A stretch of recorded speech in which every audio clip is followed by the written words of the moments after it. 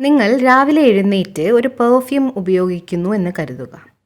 അത് ആരുടെ ചോയ്സിലുള്ളതായിരുന്നു? നിങ്ങളുടെ ചോയ്സിലുള്ള പെർഫ്യൂമാണ് നിങ്ങൾ ഉപയോഗിക്കുന്നത്. നിങ്ങളുടെ ചോയ്സിലുള്ളത് മാത്രമാണത്. ഏത് ഫ്രാഗ്രൻസ് ആണ് യൂസ് ചെയ്തത്? നമുക്ക് ഇഷ്ടമുള്ള ഫ്രാഗ്രൻസ്. മറ്റുള്ളവർക്ക് അത് ഇഷ്ടമായോ ഇല്ലയോ എന്ന് നമ്മൾ നോക്കാറില്ല. എന്നാൽ മുഴുവൻ ദിവസവും മറ്റുള്ളവർക്ക് ആ സുഗന്ധമാണ് കിട്ടുക. നിങ്ങൾ യൂസ് ചെയ്ത ഫ്രാഗ്രൻസ് എല്ലാവർക്കും കിട്ടുന്നു. നിങ്ങൾക്ക് എവിടെ പോയാലും, എവിടെ ഇരുന്നാലും, ആരുടെ കൂടെ പോയാലും, ഓഫീസിൽ പോയാലും, കാറിൽ ഇരുന്നാലും, മെട്രോയിൽ ഇരുന്നാലും നിങ്ങളുടെ ഫ്രാഗ്രൻസ് നിങ്ങളോടൊപ്പം വരും. അതുകൊണ്ട് സൂക്ഷിച്ചു വേണം ഇതെല്ലാം ഉപയോഗിക്കാൻ. നല്ലപോലെ ശ്രദ്ധിക്കണം. ഇനി ആരെങ്കിലും നിങ്ങളുടെ വളരെ അടുത്ത് ഇരുന്നു എന്ന് കരുതുക. അരമണിക്കൂർ അല്ലെങ്കിൽ 1 മണിക്കൂർ അവർ നിങ്ങളുടെ അടുത്തിരിക്കുന്നു എന്ന് വിചാരിക്കുക. പിന്നെ അവരിൽ നിന്നും കൂടി നിങ്ങളുടെ ഫ്രാഗ്രൻസ് വരാൻ തുടങ്ങും. ആളുകൾ അവരോട് ചോദിക്കും, എവിടെയാണ് ഇത്രയും നേരം ഇരുന്നത്? നിങ്ങളിൽ നിന്നും വളരെ നല്ല ഫ്രാഗ്രൻസ് വരുന്നുണ്ടല്ലോ. നമ്മുടെ സുഗന്ധം നമ്മുടേത് മാത്രമായി നിലനിൽക്കുന്നില്ല, അത് മറ്റുള്ളവരിലേക്ക് കൂടി പരക്കുന്നു. ഇതുപോലെ തന്നെ നമ്മൾ എപ്പോഴും മറ്റുള്ളവരെ തൃപ്തമാക്കണം, മറ്റുള്ളവരെയും സന്തുഷ്ടരാക്കണം എന്ന് വിചാരിച്ചു കൊണ്ടേയിരിക്കുന്നു. ഓക്കെ, ഇങ്ങനെ കരുതുക. നമ്മൾ അങ്ങനെ വിചാരിക്കുന്നു. മറ്റുള്ളവരെ എങ്ങനെയാണ് തൃപ്തിപ്പെടുത്തുക? അവർ ചെയ്യുന്നത് നമ്മളും ചെയ്യുന്നു. അവർ ചോദിക്കുന്നത് നമ്മൾ കൊടുക്കുന്നു. അത് ഇത് ഒക്കെ ചെയ്യാൻ പറയുന്നു, നമ്മൾ അതൊക്കെ ചെയ്തു കൊടുക്കുന്നു. നമ്മൾ ആകെ ക്ഷീണിച്ചിരിക്കുകയാണെങ്കിലും അവർ ചോദിച്ചതല്ലേ എന്ന് പറഞ്ഞ് എല്ലാം ചെയ്തു കൊടുക്കുന്നു. നമ്മൾ സ്വയം അസന്തുഷ്ടരാണ്, എന്നിട്ട് കൂടി മറ്റുള്ളവരെ സന്തുഷ്ടരാക്കാൻ ശ്രമിക്കുന്നു. ഇതിൽ നിന്നൊക്കെ എന്ത് റിസൾട്ടാണ് നമുക്ക് കിട്ടുക? റിസൾട്ട് എന്തായിരിക്കും? പിന്നെ കുറേ വർഷങ്ങൾക്ക് ശേഷം ഇത്രയൊക്കെ ചെയ്തു കൊടുത്തു. എന്തെല്ലാം ചെയ്തു? എല്ലാവർക്കും വേണ്ടി പലതും ചെയ്തു കൊടുത്തു. കുട്ടികൾക്കായി ഇത്രയൊക്കെ ചെയ്തു. എന്നിട്ടും ഇവരാരും ഇപ്പോഴും സന്തുഷ്ടരല്ല. ഇവരെ സന്തുഷ്ടരാക്കാൻ വേണ്ടി ഞാൻ ഇനി വേറെ എന്തൊക്കെയാണ് ചെയ്യേണ്ടത്? ഇങ്ങനെയും നമ്മൾ പറയും. കാരണം നമ്മൾ ചെയ്തതെല്ലാം പുറമേ മാത്രമാണ്. പുറമേ ചെയ്യുന്നതിലൂടെ എല്ലാവർക്കും എന്തെങ്കിലും കൊടുക്കാൻ മാത്രമാണ് കഴിയുക. തൃപ്തി ആർക്കും ഉണ്ടാക്കി കൊടുക്കാൻ കഴിയില്ല. സാധന സാമഗ്രികൾ കൊടുക്കാനാവും, അതും ഇമ്പോർട്ടൻ്റ് തന്നെയാണ്. എന്നാൽ നമ്മൾ എത്രയധികം നൽകുന്നുവോ, എന്തെല്ലാം ചെയ്യുന്നുവോ അതിലൂടെ അവർക്കൊക്കെ സന്തോഷമാവും, അവർ സന്തുഷ്ടരാകും എന്നാണ് നമ്മൾ വിചാരിക്കുക. ഇതൊക്കെ ചെയ്യുമ്പോഴും നമ്മൾ ടെൻഷനായി തന്നെ ഇരിക്കുന്നു. പലപ്പോഴും നമ്മൾ ദുഃഖിതരായിരിക്കും, ഉദാസരായി കാര്യങ്ങൾ ചെയ്യുകയും ചെയ്തു. ഉദാസരായി നിന്നുകൊണ്ടും നമ്മൾ പലതും ചെയ്തു കൊടുത്തു. അപ്പോൾ നമ്മൾ അവർക്ക് വേണ്ടി ചെയ്തതൊക്കെ ഏത് എനർജിയുടെ കൂടെയാണ് അവർക്ക് കിട്ടിയത്? Mix energy. മിക്സ് എനർജിയുടെ കൂടെ എല്ലാം കിട്ടിയതുകൊണ്ട് അവരും മിക്സ്ഡ് എനർജി തന്നെയുള്ളവരായി മാറുന്നു. എന്തു ചെയ്തു എന്നതിനേക്കാൾ ഇമ്പോർട്ടൻ്റ് എങ്ങനെ ചെയ്തു എന്നതിന് തന്നെയാണ്. ഇതും ഭക്ഷണം ഉണ്ടാക്കുന്നത് പോലെ തന്നെയാണ്. എന്ത് ഭക്ഷണം ഉണ്ടാക്കി എന്നതിനേക്കാൾ പ്രാധാന്യം അത് കൊടുക്കുമ്പോൾ അല്ലെങ്കിൽ അത് ഉണ്ടാക്കുമ്പോൾ നമ്മുടെ ഉള്ളിലുള്ള ഇൻറ്റൻഷൻ, വൈബ്രേഷൻ, ഭാവന എന്നിവ എങ്ങനെയുള്ളതായിരുന്നു എന്നതിന് തന്നെയാണ് importance.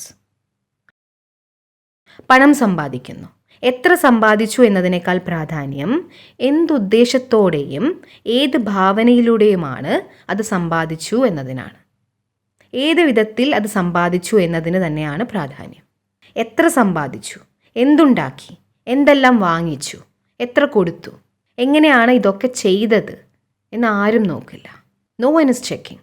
No one is checking.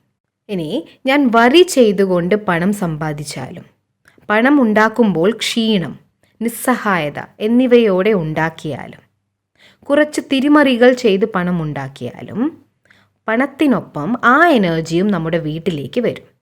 പിന്നെ നമ്മൾ ഭക്ഷണം ഉണ്ടാക്കുന്നു. ചിലപ്പോൾ ക്ഷീണവും അല്ലെങ്കിൽ ചിലപ്പോൾ ദുഃഖത്തോടെയും ഭക്ഷണം ഉണ്ടാക്കിയാൽ ഭക്ഷണത്തിലും എങ്ങനെയുള്ള എനർജിയാണ് ഉണ്ടാവുക?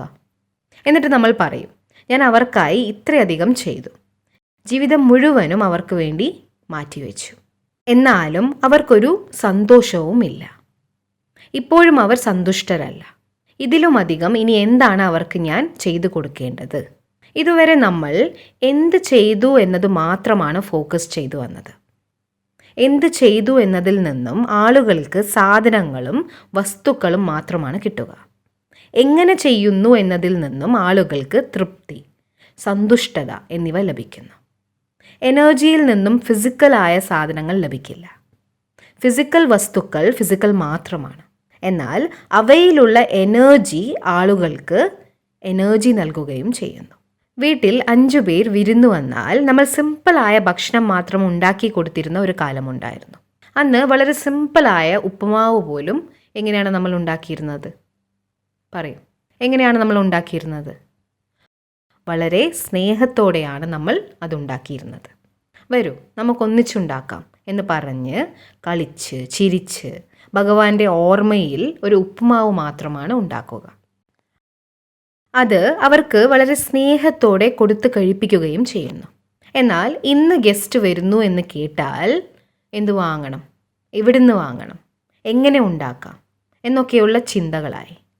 ഭക്ഷണം എവിടെ നിന്ന് വാങ്ങണം എന്ന് ചിന്തിച്ച് നമ്മൾ ഒരുപാട് എൻസൈറ്റിയിലേക്ക് എത്തുന്നു. ഒരാളെ കഴിക്കാൻ വിളിച്ചാൽ പോലും ഇതാണ് അവസ്ഥ. കഴിക്കാൻ വരുന്ന ആളുടെ മനസ്സിലും ഒരുപാട് ചിന്തകൾ ഉണ്ടാകും. എന്തൊരു തണുപ്പാണ്, എന്തൊരു തണുത്ത ക്ലൈമറ്റാണ്. അവർ കഴിക്കാൻ വിളിച്ചതല്ലേ, പോകാതിരിക്കാൻ കഴിയില്ല. അവർ മുമ്പ് ഇവിടെ വന്ന് കഴിച്ചതാണ്. ഞാൻ പോയില്ലെങ്കിൽ ഇനി അവരും വരില്ല. ബന്ധങ്ങൾ നിലനിർത്താൻ വേണ്ടിയെങ്കിലും പോകണം. കഴിക്കാൻ വിളിക്കുന്നവർക്കും കഴിക്കാൻ പോകുന്നവർക്കും ഇത്രയധികം സ്ട്രെസ്സും എൻസൈറ്റിയും ഉണ്ടാവുന്നു. ഒപ്പം ഒരുപാട് പരിശ്രമവും വേണം. ഇത്രയൊക്കെ പരിശ്രമങ്ങളും എഫേർട്സും എടുത്തിട്ട് പോലും നമ്മുടെ ബന്ധങ്ങൾ ഒട്ടും സ്ട്രോങ് അല്ല. എന്തുകൊണ്ടാണ് ഇങ്ങനെ? എന്തെന്നാൽ എത്ര കൊടുക്കുന്നു എന്നതിലാണ് നമ്മൾ ബന്ധങ്ങൾ ഉണ്ടാക്കിയെടുക്കുന്നത്. ബന്ധങ്ങൾ നിലനിൽക്കുന്നത് അങ്ങനെയല്ല.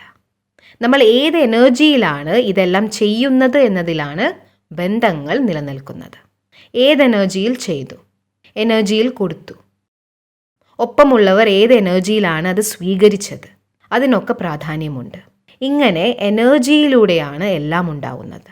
ഇനി നമുക്ക് നമ്മുടെ ഫോക്കസിനെ തന്നെ ഒന്ന് ഷിഫ്റ്റ് ചെയ്യാം. പുറമേ കാണുന്നതിൽ മാത്രം ഫോക്കസ് ചെയ്താൽ പോരാ. കാരണം സന്തോഷം, സമാധാനം, സന്തുഷ്ടതയൊക്കെ പുറമേ കാണുന്ന കാര്യങ്ങളിലൊന്നും അല്ല. പുറമേ കാണുന്ന സാധനങ്ങളിൽ കംഫർട്ട്സ് അഥവാ സുഖസൗകര്യങ്ങൾ മാത്രമാണ് ഉള്ളത്.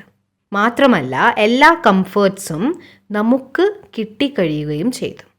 എന്നാൽ ഇനി നമുക്ക് കാണാനാവാത്ത കാര്യങ്ങളിലേക്ക് ഫോക്കസ് ചെയ്ത് നോക്കാം. അതാണ് നമ്മുടെ എനർജി ഫീൽഡ്. നമ്മുടെ എനർജികളെ സന്തോഷത്തിൻ്റെയും സുഖത്തിൻ്റെയും മാർഗത്തിലേക്ക് കൊണ്ടുപോവാൻ എനർജി ഫീൽഡിന് കഴിയുമോ? നമ്മളിൽ നിന്നും സ്നേഹം എല്ലാവരിലേക്കും ഒഴുകിക്കൊണ്ടിരിക്കണം. നമുക്ക് സ്നേഹം കൊടുക്കേണ്ടി വരരുത്. ഇതിനായി നമ്മുടെ എനർജി ഫീൽഡ് എങ്ങനെയാണ് നിൽക്കേണ്ടത്? നിങ്ങൾ ഇവിടെ നിൽക്കുന്നു, നിങ്ങളുടെ കൂടെയുള്ളയാൾ മറുവശത്ത് നിൽക്കുന്നു എന്ന് കരുതുക.